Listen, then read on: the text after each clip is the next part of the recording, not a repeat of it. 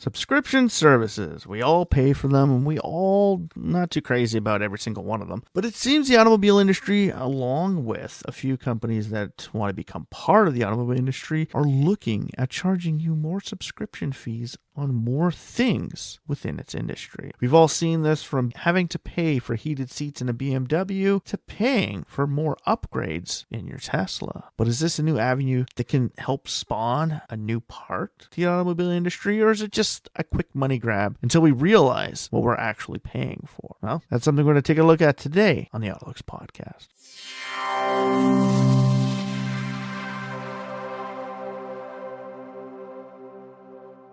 Welcome back to the AutoLooks podcast. I am your host, as always, the doctor to the automotive industry, Mr. Everett J, coming to you from our main website over at AutoLooks.net. If you haven't been there, stop by, check it out, read some of the ratings, check out some of the reviews, go to the Corporate Links website, and even go to the podcast page and read about some of the podcasts we've talked about in our past. They're all there on the AutoLooks.net website. The AutoLooks podcast is brought to you by Ecom Entertainment Group and distributed by Podbeam.com. If you'd like to get in touch with us, send us an email over at email@autolooks.net.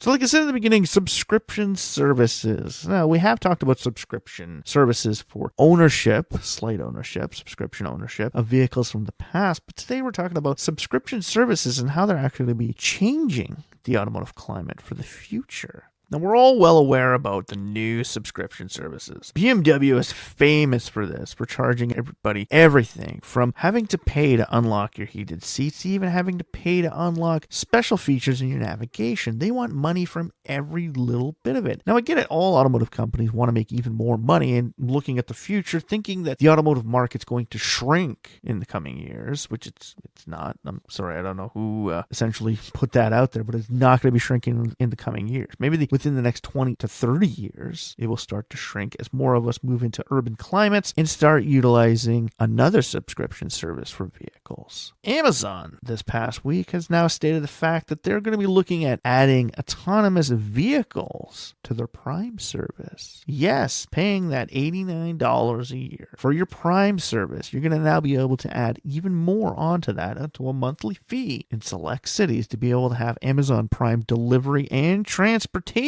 added to your Prime service. So it's not just for the delivery of your products, it'll be the delivery of you yourself. Now, is this a new avenue for the automotive world? No, not really. We've kind of had it for, let's just say, a long term. It's called a bus pass, a subscription service for a transportation method to bring you from point A to point B. Now, we didn't choose point A to point B. The bus service did select it for us, but you did pay a monthly fee to have a bus pass and to use it as many times as you wanted to get from one select point A to the other select point B. Amazon's only difference is it's just like the delivery. It goes from one select point to another select point, similar to that of Uber and Lyft. Now, Uber and Lyft have already been looking into this as they see the future of subscription services. And with more and more people paying for subscription services for more and more products, this is going to become more profitable to both automobile companies and service providers.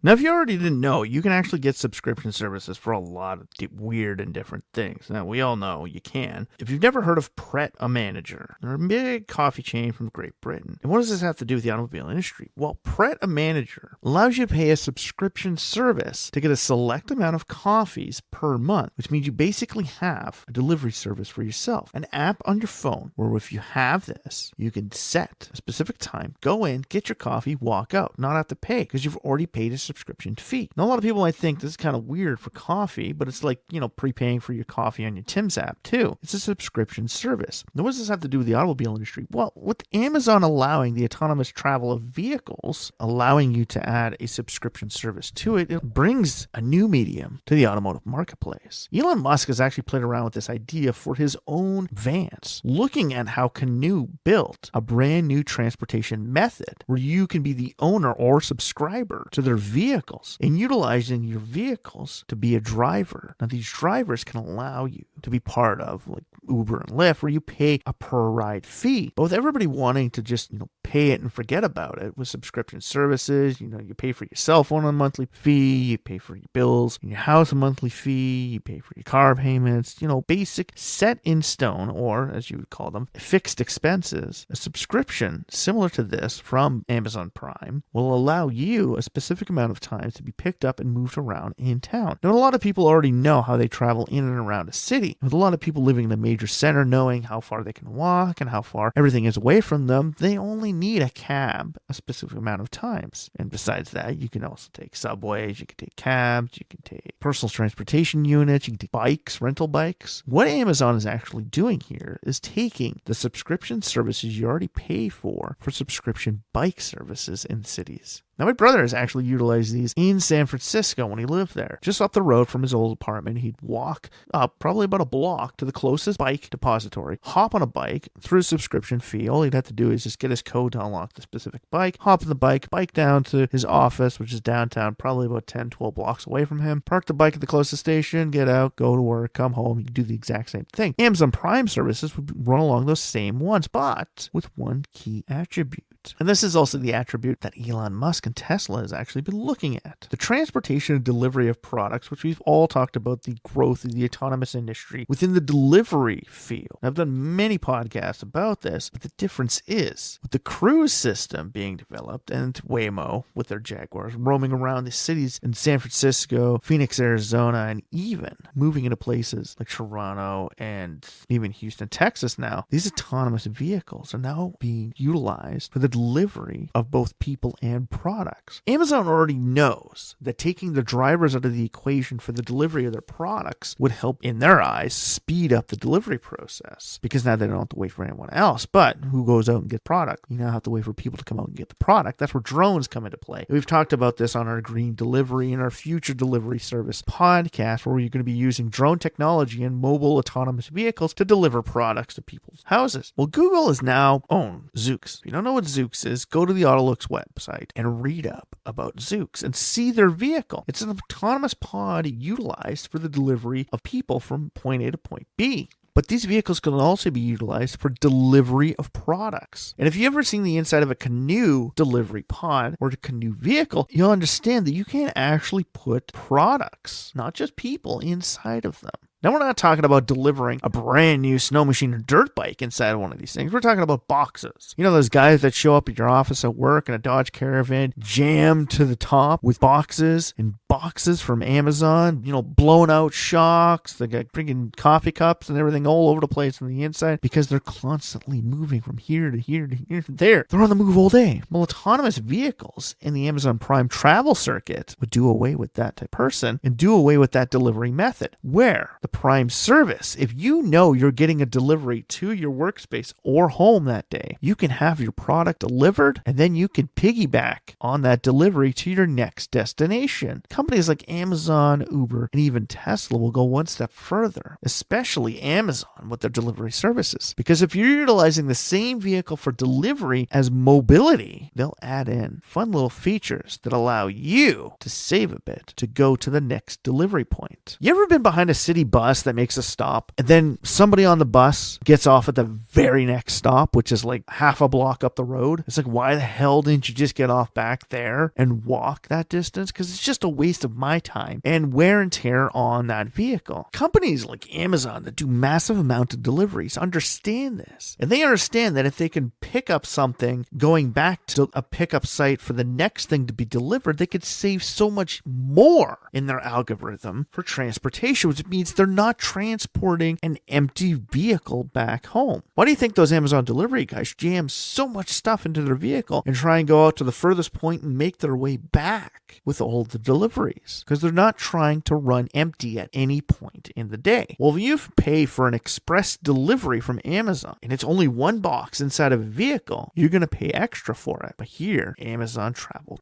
differentiates from itself. From there, when your product gets delivered, if you wish to use the service to make a delivery from yourself, from your home to the next pickup point, you could save that add-on. Giving people a subscription service and allowing them to bypass these these extra fees for going a little out of their way would make them feel like they're in charge while you're still charging them. Now, hopefully Amazon's listening to me on this one, and hopefully they write me a check for the, let's just say 0.5% of their earnings for the first 12 months of the travel service being in operation, because I'd like to see what that 1% would actually equate to. Probably pretty not substantial. I probably won't be able to live off it, but it'd be kind of cool. But think about it. Amazon wants to move into the autonomous technology delivery service for the future. And Uber and Lyft don't want to run with empty vehicles. Gotta remember, the Uber and Lyft systems, even with drivers, they like to drop you off as close to the next person they can pick up. Well, in a city like where I live, the next person to pick up could be 15 to 20 kilometers away. It's not like in a major center where you're right next door to the next person you have to pick up. Even cabs have been trying to break this down. When cabs call one driver, they always try and ask where they are so they can book them for the next closest pickup. With everything being in a digital climate these days, you could run these algorithms to the point where pickups and deliveries run in the exact same line. And when everything runs in the same line, you start to save money. Have you ever wondered why Amazon, a lot of their delivery drivers complain about being pushed to the limit? It's because they want you to make that delivery. They want you to get that sign off, and they want you to do it as quick as possible. They have pinpointed how far you can travel. Similar to that of Google. Google knows how long it'll take you to drive. How many people have seen that amazing meme out there that I always like to use, where Google tells you it's going to take an hour and 15 minutes to get to your destination? You're just like, I accept that challenge. And you get there in an hour and 5 minutes, right? You're trying to beat the clock. Well, Amazon knows how far it takes to go from point A to point B and how long you should take to get to those points. And based off traffic volumes and an average thing, they can run the whole thing through an entire algorithm to tell you this whole thing and tell these drivers it should only take you 5 minutes between this point to get there. But as we've explained in our previous podcast about adding in a chaos theory, companies like Amazon, Uber, Lyft, none of them understand this. They're all IT people. They're all ones and zeros. And this is going to go back to my previous manager. You're a fucking retard if you think the world runs in a perfect algorithm. And as I stated in our past podcast about adding in the anarchy theory into every equation, they would understand that a worst case scenario, it would take 7 minutes to get to that job. Then they would only program them in for a 6 minute, 5 seconds, because they would add in for base algorithm and base anarchy and bring it closer to the edge of the anarchist situation. With Amazon having the ability to pick you up and deliver you, they should be able to run that algorithm in a perfect world. Now, we all get it. Nothing runs in a perfect world. But the perfect world for them is the delivery should only take this amount of time. The pickup should only take this amount of time. If we get to this point in time, you can meet your savings. Add in incentive. Autonomous subscription travel with a key factor of savings.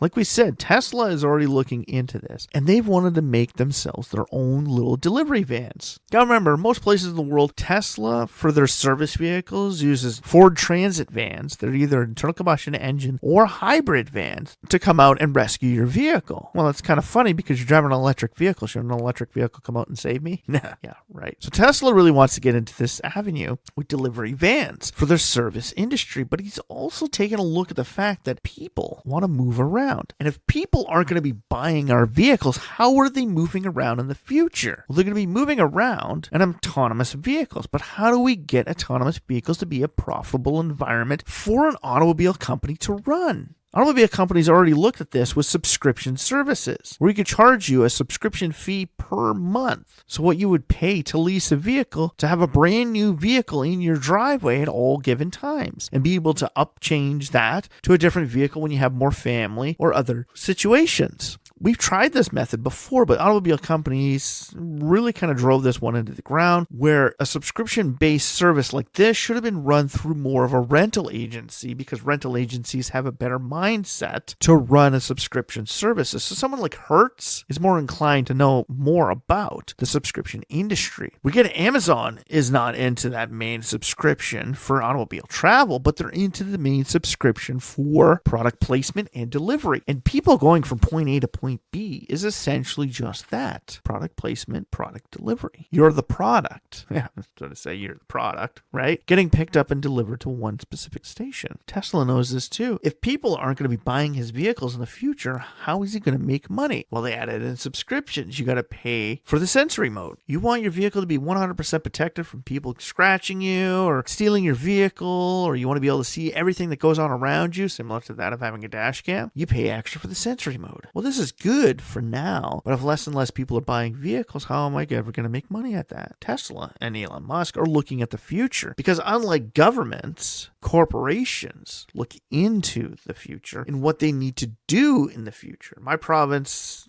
you probably heard about it in many different podcasts, is only a reactive to a problem, not proactive. Province of Alberta is proactive, thinking about their future and where expanse can happen and being proactive in building the infrastructure required for its future. Where Ontario just reacts to the situation. Oh, we're blowing up in this area. We need brand new infrastructure here. Yeah, reactive. That's governments. A company like Tesla is proactive because they're looking at the future of without automobiles. Toyota also does this with their new Toyota Electronic City they want to build in Japan. A fully operational city where no vehicles will ever exist. Why would Toyota build it? They build cars, don't they? No. Toyota is looking at the subscription services for intercity mobility, autonomous vehicles, electric scooters, and electric mobility units, small little pods. As we're building cities that are more inclined to have everything within a walkable distance or a short drive, the use of the automobile will no longer be of great importance to us, will it? So a company like Tesla or Amazon can see how a subscription service for the autonomous delivery of both yourself and your products can be one of the most profitable avenues for future growth. And with them announcing this and governments around the world starting to open up to more autonomous mobility of the future, your future ride may be something that you pay a monthly fee for. So right now, we all look at it as our living expenses, our cell phone, our internet, and pull out other people, out other weird things, like subscription services to YouTube, Spotify, Netflix, Amazon Prime, HBO Plus, all those things that are add-on subscriptions. Mobility may be a subscription of the future, and it's one of those subscriptions that's going to become more commonplace in the coming years. And with more people wanting to know what they're spending their money on, due to the fact that more people are becoming financially conscious about where their money's coming from and going to, subscriptions might be better than one-time fees. Because it's the subscription, if you don't use it,